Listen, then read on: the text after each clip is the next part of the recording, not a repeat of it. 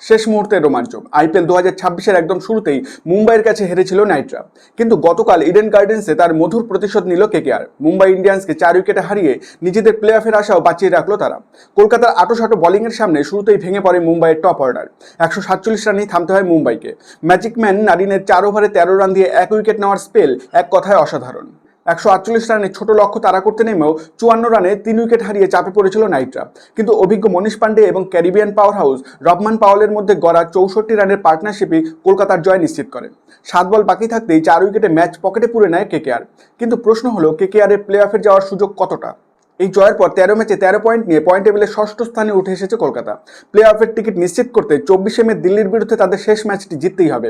পাশাপাশি রাজস্থান রয়্যালস এবং পাঞ্জাব কিংসের আগামী ম্যাচগুলোর হারের দিকেও তাকিয়ে থাকতে হবে নাইটদের। অর্থাৎ সুযোগ এখনও আছে, তবে ভাগ্য পুরোপুরি নিজেদের হাতে নেই। আপনার কি মনে হয়, কেকেআর কি পারবে এবার প্লে অফে পৌঁছতে? কমেন্টে জানান, সঙ্গে লাইক ও সাবস্ক্রাইব অবশ্যই করুন।